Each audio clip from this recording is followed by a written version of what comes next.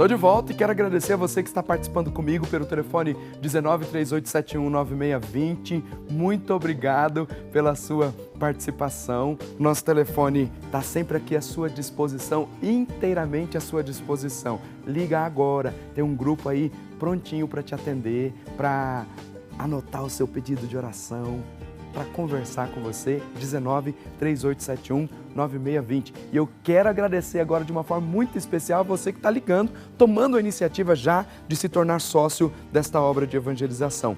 Muito obrigado. Obrigado a Marinilde Angelino Souza, que é de Teresina, no Piauí.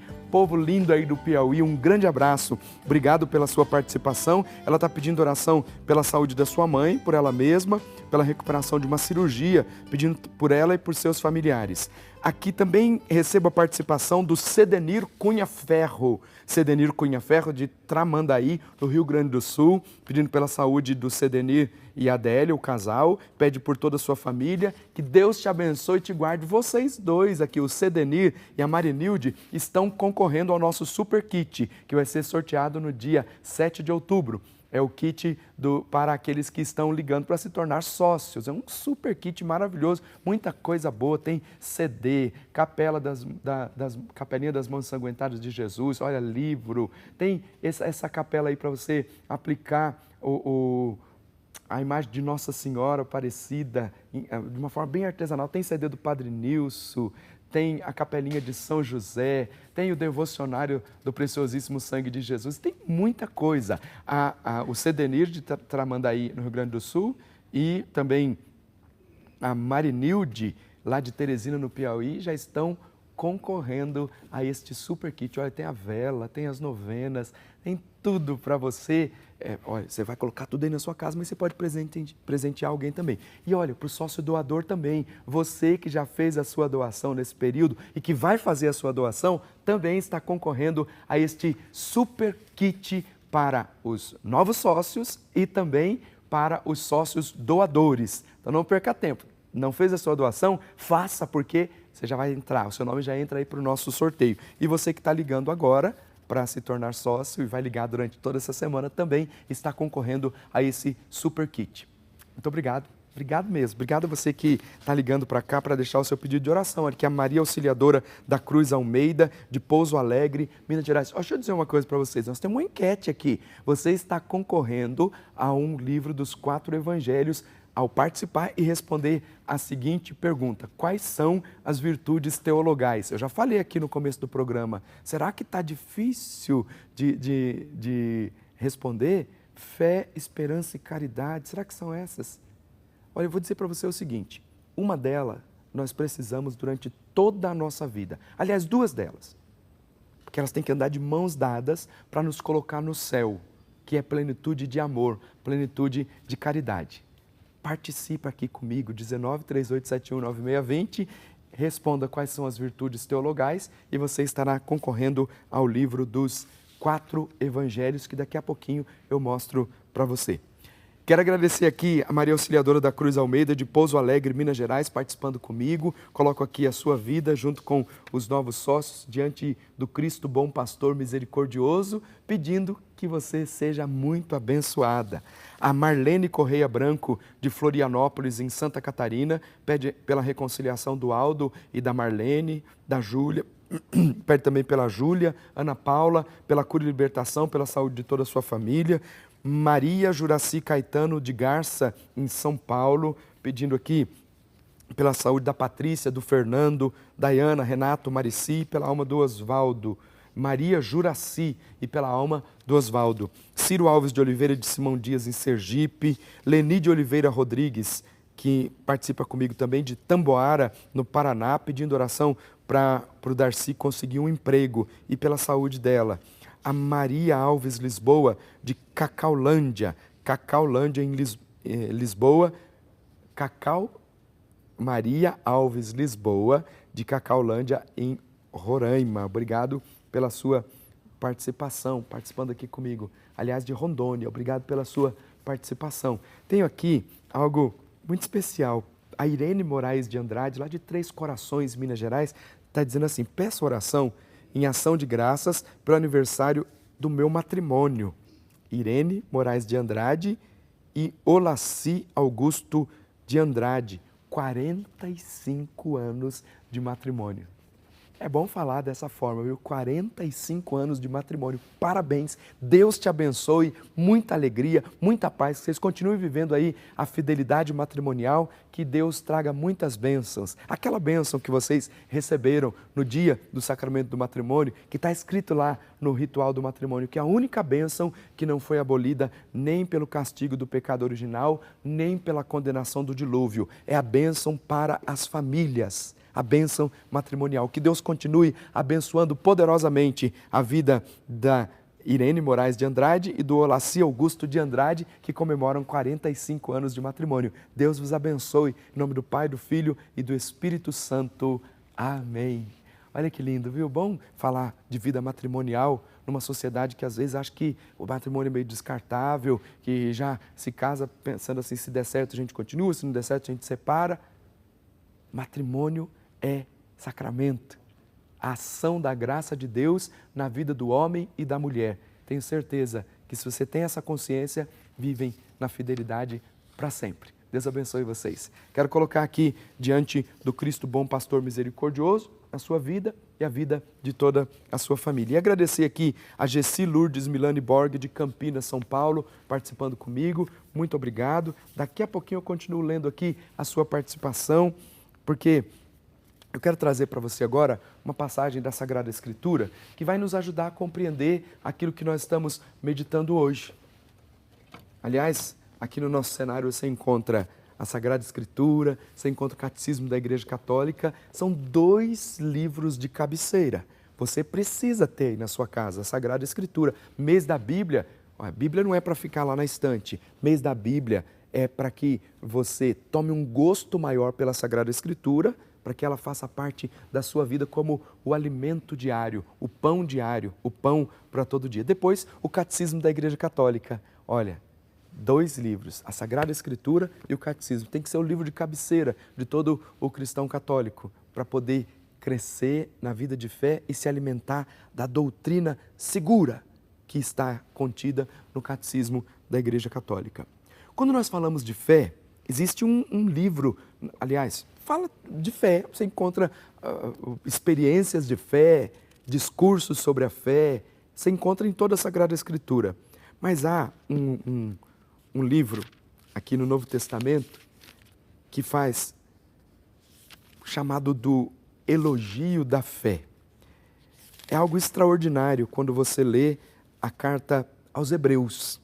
A carta aos Hebreus faz aqui uma expressão forte. Primeiro aqui no Hebreus 10, versículos de 32 a 39, fala da recompensa da fidelidade. Aqueles que são fiéis têm uma recompensa. Fala da recompensa da fidelidade. E diz assim: lembrai-vos dos dias de outrora, logo que fostes iluminados. Esses dias de outrora, logo que fostes iluminado, é quando receberam a graça da fé. Logo depois do período de iluminação, da graça batismal, logo que fostes iluminados. Quão longas e dolorosas lutas sustentastes. Falando de uma vivência de fé, que começaram a aparecer as dificuldades na vida. Você sabe daquela expressão assim, que quanto mais se reza, mais assombração aparece? É um ditado popular, mas é assim, quando você não tem consciência das coisas, quando você começa a querer viver a fé, aparecem as tribulações, aparecem as tantas coisas querendo te desviar da vida de fé. O que você precisa? Você precisa lutar constantemente, uma luta constante para poder então viver a fé.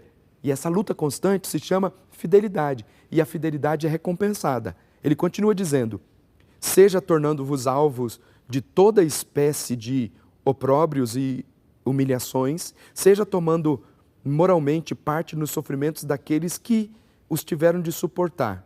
Não só vos compadecestes dos encarcerados, mas aceitastes com alegria a confiscação dos vossos bens, pela certeza de possuirdes riquezas muito melhores e imperecíveis. Está falando de uma realidade sobrenatural.